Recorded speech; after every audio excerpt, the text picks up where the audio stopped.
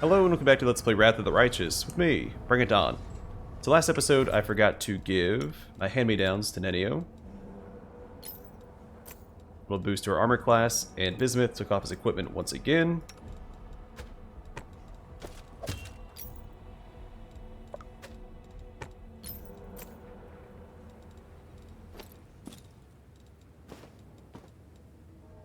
Also, Ivu did level up when we gained our last mythic rank. Her stats are the same, but she did get some new spells. Meditate on your mistakes. A couple level 2 spells, nothing fancy. Cure moderate wounds, remove paralysis, and aid. Alright, let's report to the Hand of the Inheritor. We've read that. Regarding our mission, I'm listening, champion. I have reasons to believe that the hindering crystals are mined right here, in the mines. The angel flexes his wings. So the source of our troubles, these powerful crystals, can be mined from the soil of the abyss, as if they were just ordinary minerals. I was convinced that the secret of their origin must be more complicated and nefarious, but this new knowledge terrifies me. There are half a dozen mines in the vicinity, and those mines are huge. The largest was abandoned just recently, it seems. How many crystals did the demons manage to mine? How many monsters with mythic powers did they manage to create? We must find out. I know the name of the person who is in charge of the mines. Hepsimira. Hepsimira herself. Anger rings in the Hand of the Inheritor's voice. I know her. She's an old and dangerous adversary. A Nephilim. A spawn of Baphomet himself. Yes, now I see it. The path we have stepped on into is dangerous, but it is the right one. The demons you've encountered before, even Darazan, were just officers in the Abyssal Army, whereas Hepsimira is a true princess of the spawn of chaos and evil. I'm not surprised that she is behind the secret of these cursed crystals, and I dread to think what she is capable of doing with them. A dying succubus told me about the conflict between Articula's and Baphomet's servants. I'm not at all surprised. The alliances between the demon lords are usually fragile, and they break like a spider's web in the wind. However, the discord between our enemies can work to our advantage, no matter how repellent it is for me to even countenance. I must learn more about what is going on. I've got a key to the portal that the demons who mined the crystals apparently used to leave this place. Let me take a look at it. The angel examines the flat piece of clouded crystal. I think I know how this key works. As soon as you finish exploring the mines, I shall open the portal.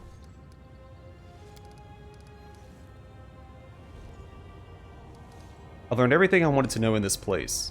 It's time to open the portal and press on. Let us begin the pursuit at once. The Hand of the Inheritor exclaims fervently.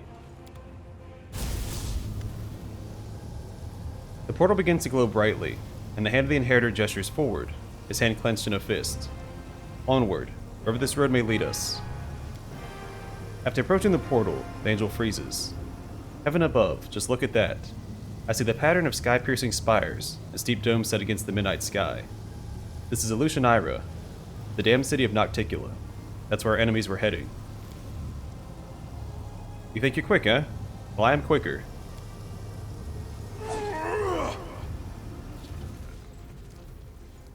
The angel's blade is just a moment too late to touch the skin of the demon, who rushes into the portal. That cunning creature has stolen our key. The portal is inactive again. I swear, even the lowest of the abyssal creatures are disgusting and despicable. Now, this portal leads to Illusionaira. What could this mean? It means we will be looking for a particular clutch of demons among thousands of their kind. Illusionaira is a real demonic metropolis. It's huge and macabre. It's a little safer, or rather, a little less dangerous, than the other corners of the abyss. Lady Nocticula loves having visitors, including those from other planes, and she does not like it if her guests are dying every day in her city. But if it happens quietly and without too much attention, her black heart won't even skip a beat. We must be twice, even thrice as careful in this nest of sin. We have to move onward altogether. I do not think it will be necessary. We need an outpost in the abyss, and it will be best if we build it right here, or from larger demonic settlements, and close to an active portal that will allow us to return here at any time. All your companions that are currently unoccupied should take care of guarding and setting up the camp. Activate the portal. I've got the second key. The demons' plots cannot stop us, but we still haven't had much success in countering them. That's why we must make haste and move onward. Alright, a step into the portal. Let's go. Let me tell you something, champion. We're going to Lucianira, the city of cunning and seduction. As sad as I am to admit it, we're unlikely to find our enemies and the hindering crystals they took without the aid of the denizens of this hideous place. Hepzimira has something to do with all this. We need another demon that matches her powers. We need to find a way to make contact with one of the city's rulers. On that point, we now know there is a conflict brewing between Articula and Baphomet. I will not be welcome in this dark place, but I have prepared for this. The angel seems truly proud of his plan. I'll cast a spell on myself, that not a single denizen of this plane, whose soul is devoted to evil, will be able to see or hear me. Invisible, I'll follow you and protect you from all dangers and temptations of this place as best I can, and the demons will be unaware of my presence. Now, let us go, by the light and the sword. So I've got my own little guardian angel.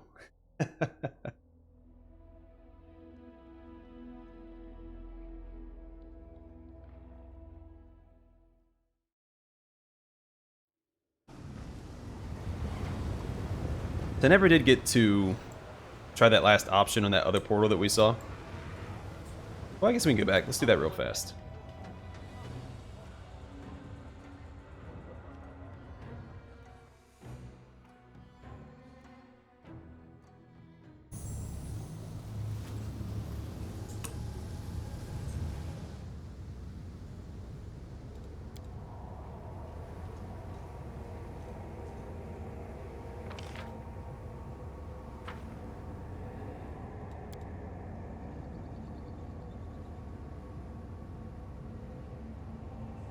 So I wonder where this takes me then. The dialogue box doesn't come up again. Alright, let's deal with everybody's level ups real fast. The level 15 Greyborg gets a feat, a study target, and sneak attack. Athletics, mobility, stealth, and perception.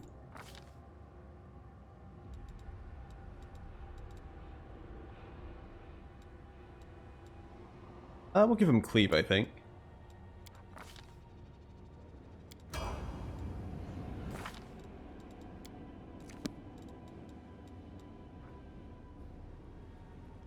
Our next level of Hell Knight gets Infernal Armor. As long as he wears armor, a 9th level Hell Knight gains a +2 bonus on all persuasion checks. In addition, while wearing the armor, he gains resistance to fire 30, resistance to acid 10, and resistance to cold 10. A force of will upgrade and his third discipline. Knowledge Arcana and Lore Religion. I'll give him Hammer the Gap, which I don't think I read the description for last time when I picked it for Lan. So you repeatedly strike the same location, causing increasing amounts of damage. When you make a full attack, each consecutive hit against the same opponent deals extra damage equal to the number of previous consecutive hits that you have made against that opponent this turn. This damage is multiplied on a critical hit. It's okay, but it does depend highly on you landing all of your hits in a round to get the most bang for your buck. Alright, Force of Will Fear. I almost said Force of Will Fill. At 3rd level, a Hell Knight gains a +2 bonus on will saves against spells with... I've already read all this. It's just a bonus against saves against fear, which we don't need. And continue Compulsion here. And Charm here.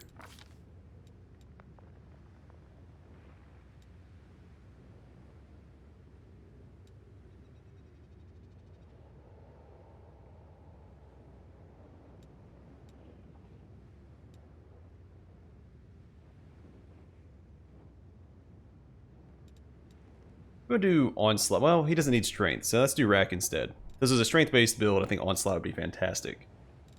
We're going to do Rack instead. So the Hell Knight can make a touch attack as a standard action to cause a creature to suffer incredible pain. The creature touch takes damage equal to 1 to 6 plus the Hell Knight's Charisma modifier, must succeed at a will save or become staggered for 1 to 4 rounds. I'll probably never use it on him since he's an auto-attack machine. Or basic attack machine. Alright, Darren gets a feat and a revelation. Knowledge Arcana, Knowledge World, and use Magic Device.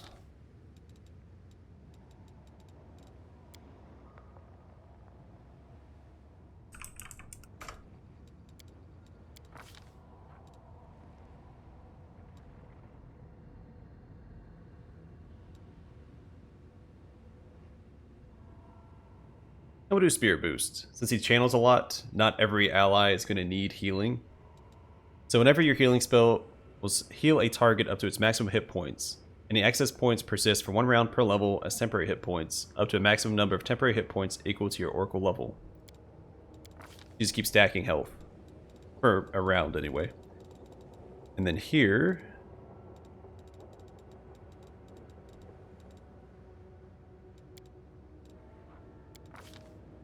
just have him keep summoning things.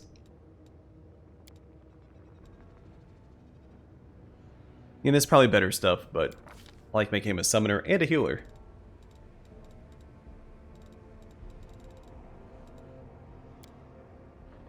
Actually, we'll probably do Resurrection here instead. Just to have it on hand. Ember just gets a feat. Knowledge Arcana, Lore Religion, and use Magic Device. Oh, and Persuasion.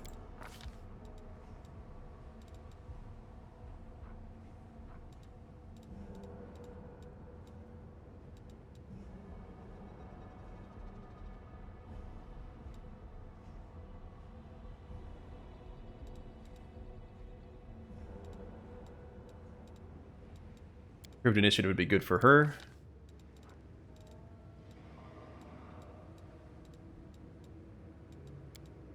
We'll grab Baleful Polymorph. That seems like an Ember spell.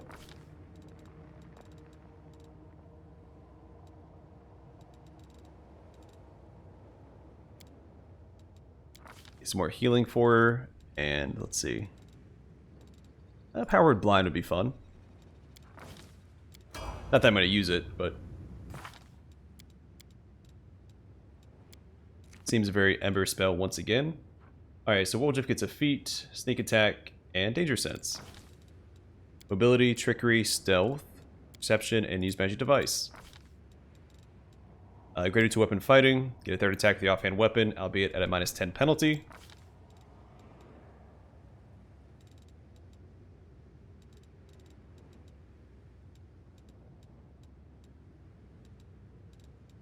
I'll grab Break Enchantment. It's always good to have that on hand.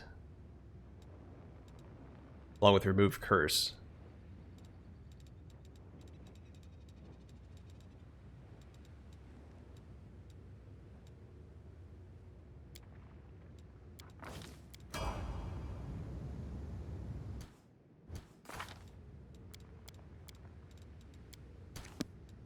Alright, and Wendwa gets a feat and armor training. Or Nature and Perception. Hammer the Gap.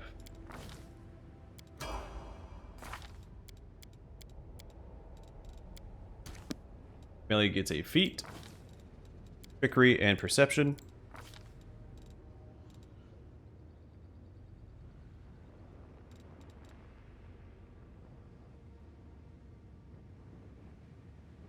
Yeah, sure, we'll grab Critical Focus.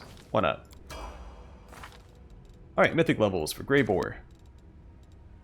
Last Stand, Thundering Blows will give him Unrelenting Assault. As long as you keep fighting, the power of your melee attacks keeps growing. Every turn, as long as you make at least 1 melee attack, you gain a stacking +2 bonus to damage rolls with melee weapons, up to a maximum of +10 that lasts until the end of combat. This will be good for all of our 2-weapon fighters, which I think he already has. Yeah, we'll give him Last Stand.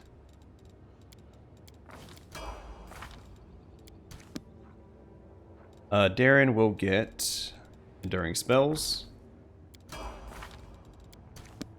as will Ember.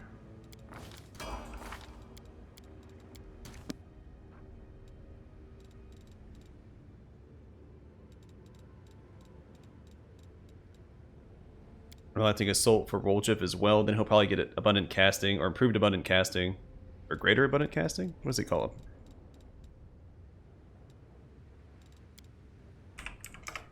Improved.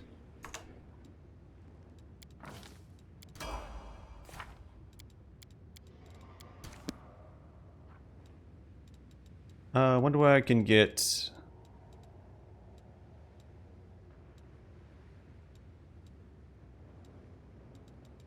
Expose Vulnerability as well.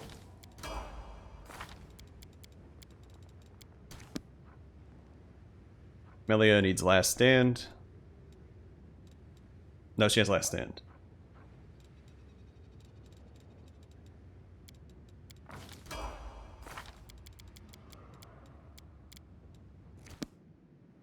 Alright, let's see if our companions have anything to say about the Abyss. Start with, Windwag. How can I be of service, Master? Atlanta's chief now. You must respect him. Rage flares in Windwag's eyes for a moment. The hunter looks down immediately and says, in a servile voice, "As you wish, Master. I will obey." I really don't like her. Let's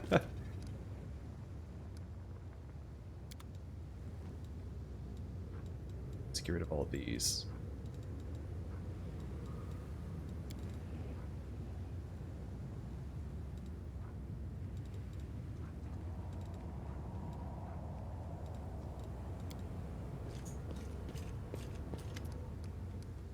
It's time for the experiment.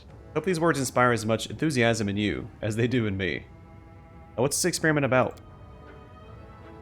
You see, I've decided, though dare to be a better term, to address an issue, which up to now I preferred to avoid due to my total ignorance in this sphere. Nania lowers her head in embarrassment. I realize it's hard to believe that I, a person of, let's skip the false modesty, superior intellect, did not know something so simple. But it's never too late to fill in gaps in one's knowledge, right? I'm talking about friendship. To be honest, at first I planned to assign the writing of this article for the encyclopedia to a co-author of some kind. But then I met you, my loyal follower, and I suddenly thought I could write it myself. Nania seems to have reached the limit of her courage, and she looks away. So you've never had any friends? I see no sense in them. Hold on, so you're trying to say that you consider me your friend? You misunderstand me. I don't need friends. I have no desire to spend my time on them when I could spend it on new experiments and discoveries. And Nania explains this to you as though she is speaking to a 5-year-old. I just want to learn what it is like to have friends. From the encyclopedia. Nothing more. I realize that you would like to consider me your friend. Who wouldn't?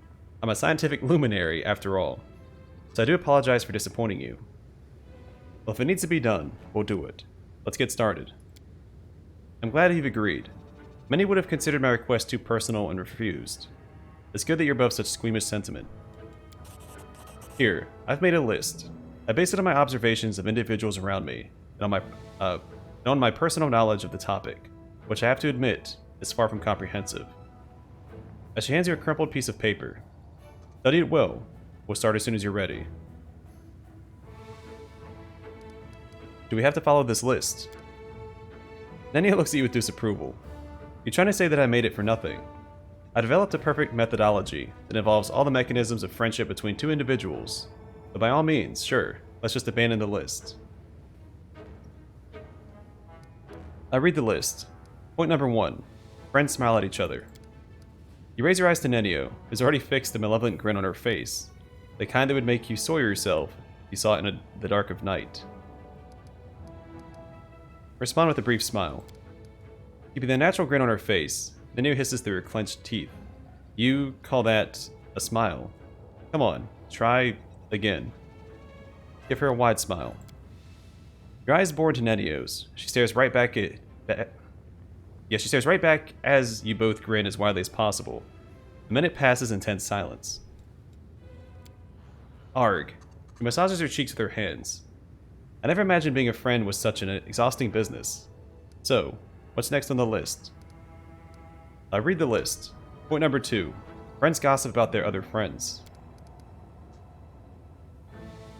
I've made some preparations for that. She produces several pieces of paper from her sleeve. Come on, let's get to it. Who are we going to gossip about? Obviously Regil, who's number 0.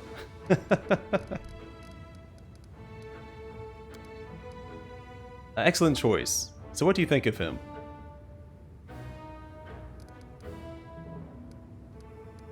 He's a good friend and a fine comrade in arms. Oh, how interesting. Incidentally, yesterday I saw him. Nania picks up a random piece of paper and reads it. Strutting around naked. Do you have any idea who we're even talking about? Nania becomes a little embarrassed. Only a little. No, I don't make a point of remembering those I travel with. That's why I prepared these universally applicable pieces of gossip. She raises her fist with several pieces of paper clenched in it. That doesn't sound like him at all. Really? Excuse me, I'll try again. Yesterday I saw him. Nenio picks up another random piece of paper and reads it. Drinking from a puddle. This is ridiculous. I fully agree. This all seems like sheer stupidity to me too. How can we learn that stupidity is stupid without doing stupid things? We need to see the experiment through. She gives you a satisfied nod and stows her paper back in her sleeve. Alright, stage 2 is now complete. What's next on the list? Point number 3. Friends drink alcohol together. And then it says, no longer required. Oh right, I should cross out this point. I wrote this, and then I checked the encyclopedia and recalled that I've already conducted that experiment. I wonder if she's doing the encyclopedia because she forgets... Well, she does it on purpose, so I don't think that's the case. And judging by the same encyclopedia, and especially by an odd state on that particular page, it would be unwise, to say the least, to try and repeat it. Point number 4. Friends sometimes argue. No heap of papers appears in Nenio's hands. You're uninterested and disinterested in this experiment, and you can't even tell the difference between those two words. What? You're such a freak that even Robogug feels sorry for you. Yeah, you can kiss my butt. Not too creative, but it will do. Now we could definitely be considered friends. And on that note, I conclude the 4th part of the experiment. Now what's last on the list? Point number 5. Friends sometimes copulate. Oh yes, that. Nenio sighs. Take off your underwear. Bravely pull down your underwear.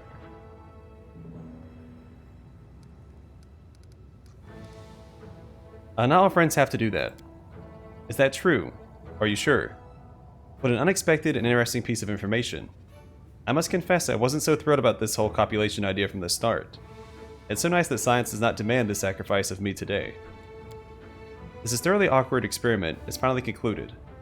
I have learned what it means to be a friend, and now I can write an article about it for the encyclopedia. Nenio rubs her nose with a pencil.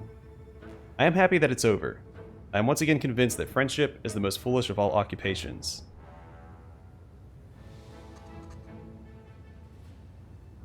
You did it all wrong. Friendship is more than just smiling, gossiping, bickering, and sex. Is it? We've included all the assigned actions typical of for two friends. Of course, I could have compiled an extended list, which would have included joint food ingestion and senseless banter with the aim of showing each other in the least attractive light. But how would that change the situation?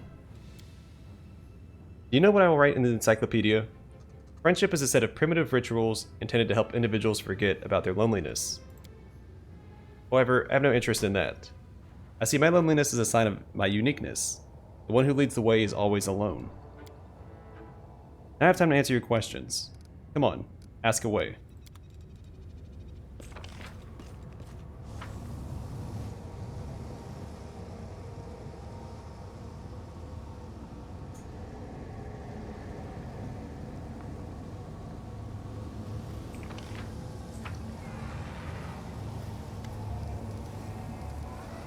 What brings you here? How do you feel about reconciling with your mom? Alan scratches his head pensively. It's weird.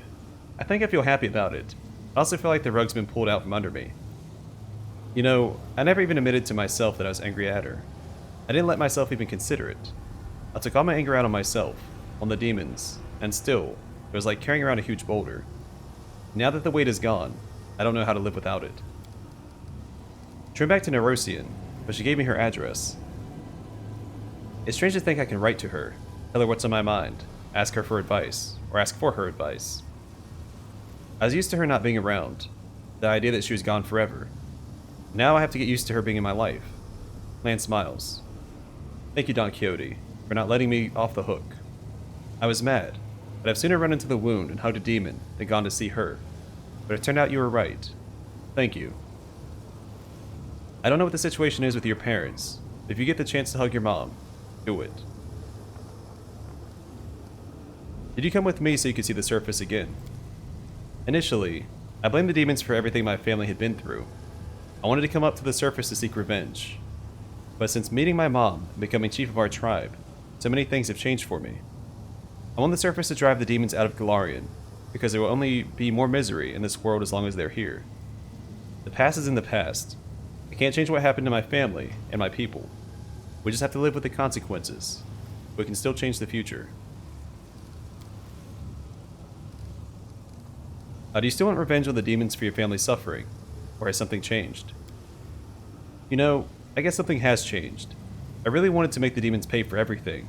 For mongrels being cast out, for my mom's tears, for my dad's early death, for the lumps in my porridge. After I reconciled with Mom, I realized a lot of things. I realized I just hate feeling helpless. That's it. Whenever I don't know what to do, I start thinking everything is my fault. I thought I hated the demons, but I actually just hated myself. Before this crusade, I never even met a demon. And then, when I saw what they'd turned Windwag into, what they were doing on the surface, it's like everything suddenly became crystal clear. I realized that demons must be destroyed, not because they spat in my ancestors' soup way back when, but just because they are the evil that we must defeat if we want to live. I watch them die for my arrows. I know I'm doing the right thing. Of course, it's a drop in the ocean, but as long as my hands obey me, as long as my eyes can see the target, I still have hope that I can do something important. There's still time for that. Alright, so I'm assuming the rest of our companions are inside the cave.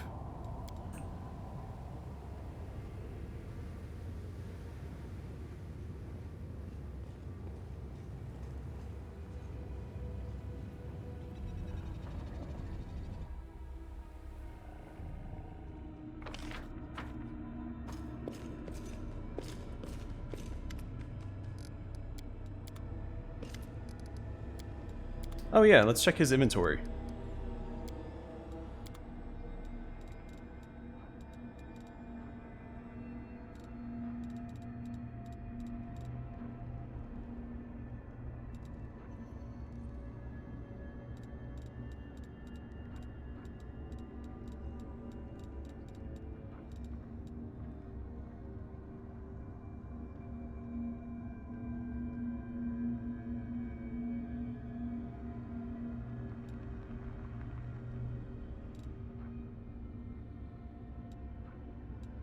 Alright, so I think some of the stuff at the bottom is new.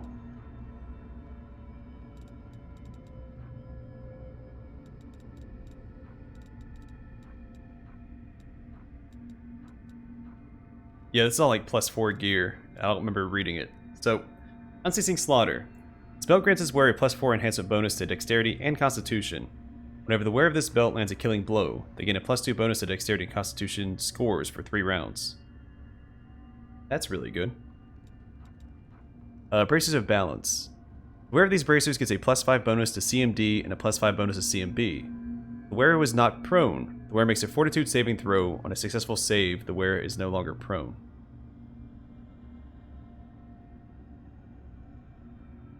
We don't get knocked prone often. Acrobat's Footwear. These boots allow its wearer to stand up without provoking an attack of opportunity.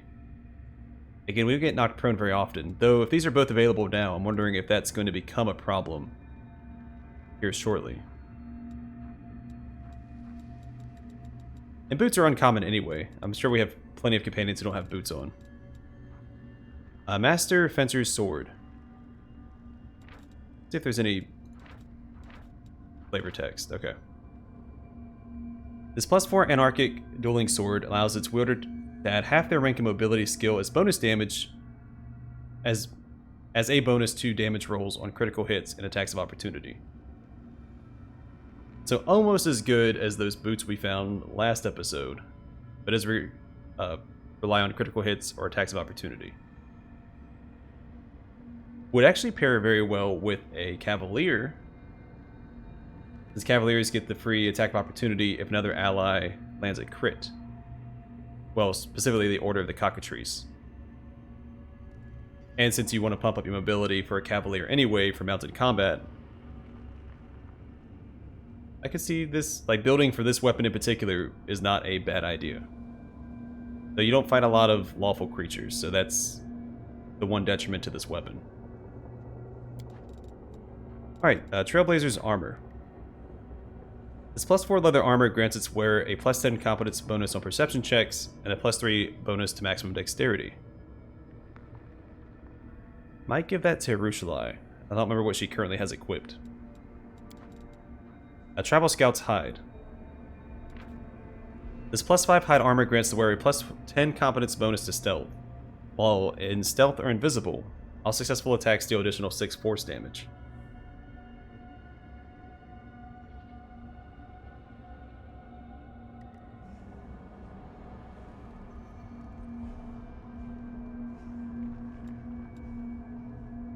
I don't usually run stealth, but this might make it worth doing in a future run. We'll see. Screaming Reaper. Whenever the wielder of this +4 vicious double axe lands a killing blow on an enemy, all enemies in a 15-foot area suffer 4 to 6 sonic damage and become frightened for 1 round. Successful will saving throw halves the damage and negates fear.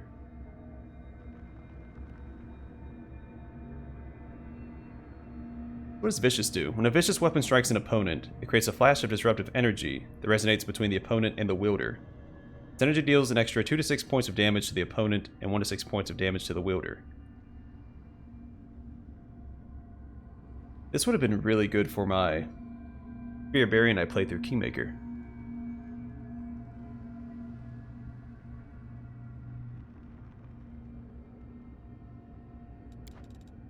Alright, Crimson Banner.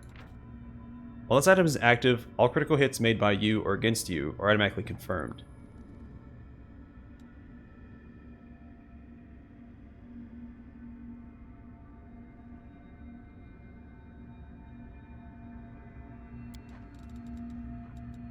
Alright, Seasoned Assassin's Armor. While wearing this +4 studded armor, you have total concealment against all ranged attacks, weapon, and touch. Whenever you receive a critical hit from a ranged attack, you gain DR 10 for 1 to 3 rounds. However, receiving a critical hit in melee combat makes you prone for 1 round. I don't really see a downside to that. As long as you avoid melee combat, this would be good on like a ranged character.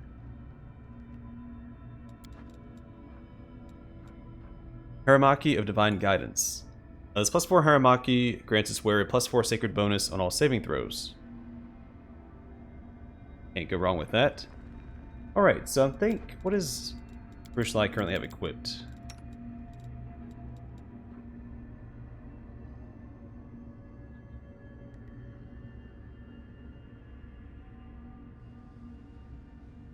The +1 to attack rolls against demons for 10 rounds, so this is really good. I don't think I'm going to get rid of this.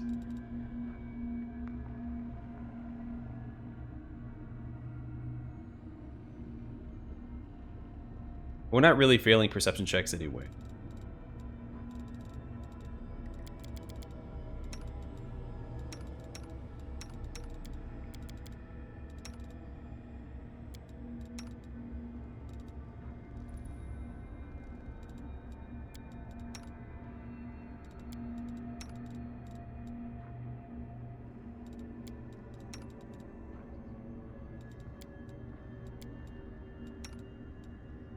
When did he die? He was alive just a little while ago.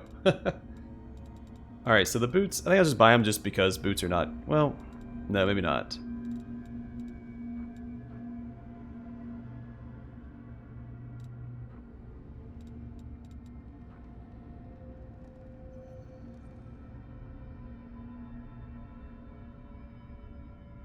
Dexterity and Constitution is just a really weird buy.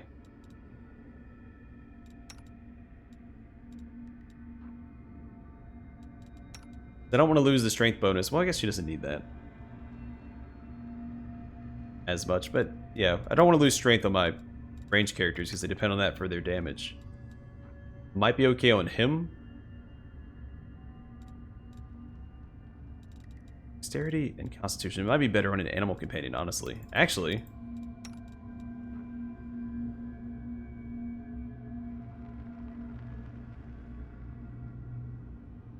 I like the reflex saving throws, though. We're going to buy this for at least Ivu. I like Constitution and Dexterity for my animal companions. Make them a little bit more survivable.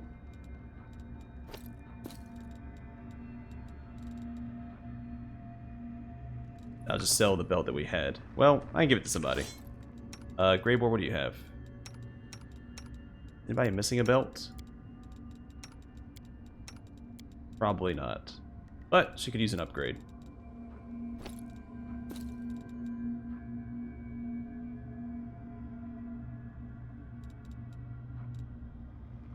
Oh, that's bismuths.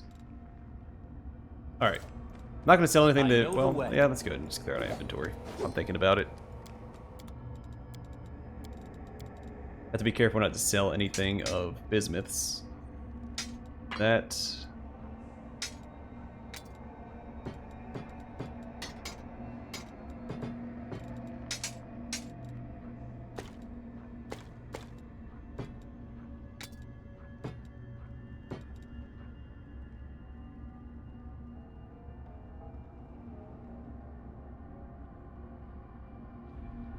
You know, I might use this instead.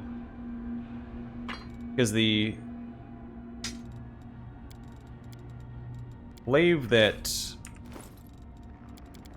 Socio is currently using requires him to get the finishing blow. This is not, as far as a crit.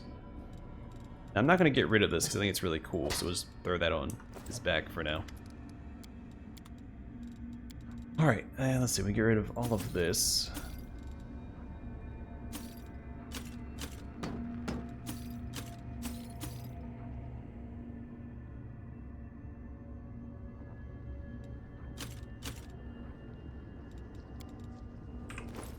Alright, Regil, what do you have equipped?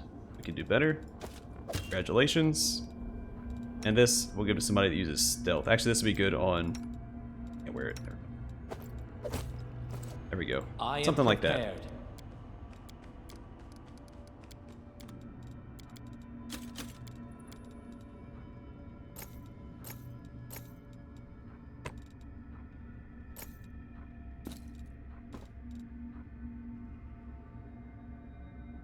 I will give this to Wendawag. We don't need that. Don't need this. That. Don't need that.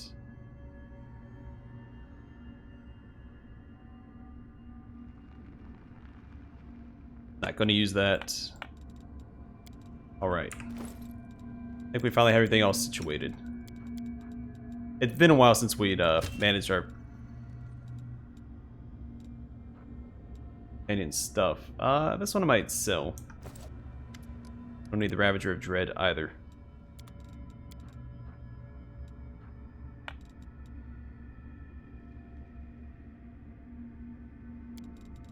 Did I sell?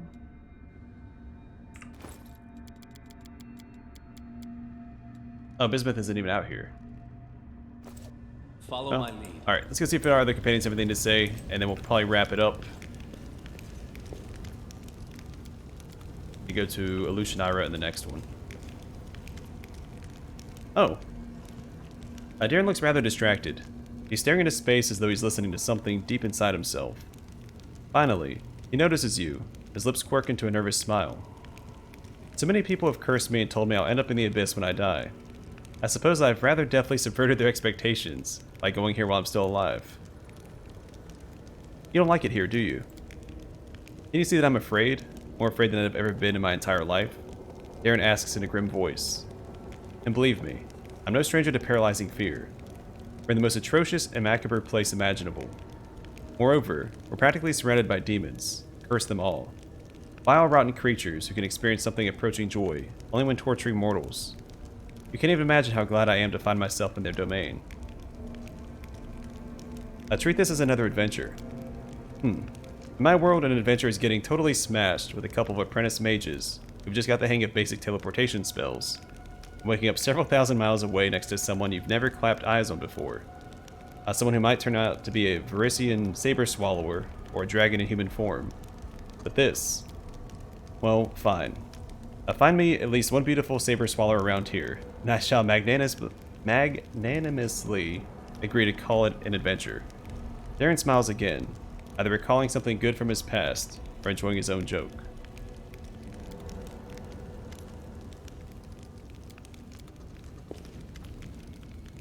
Socio is drawing something. When he notices you, he hurriedly folds over the paper. Don't tell me you've managed to find some beauty in the abyss. No. Cringing a little, also shows you a few sheets of crossed out sketches, but you can still recognize the vistas of Lucianira in them. I tried, but I can't. Not here. May the goddess forgive me, but it's beyond my powers. Struggling for inspiration. The priest shakes his head. My drawing is just not flowing the way it normally does. This place doesn't inspire creativity. I need to talk to you. Of course, how can I help? Psych. As it should be. Shield me from their sight. Not the first time I've done that to him. I'm sure it won't be the last.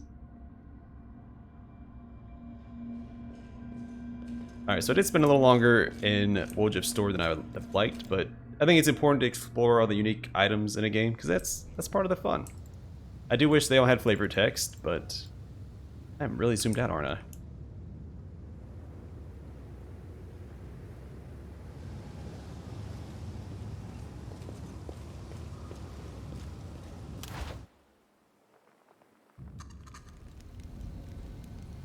So we do need to rest. I'm assuming we don't always lead the ones they love. Isn't being with the people you love the ultimate happiness? Are we built to be happy? The way I see it, we're born so that we can spend our whole lives floundering and trying to loosen the garrote of unfulfilled desires that's wrapped around our throats. I wonder if we don't take any corruption, since we have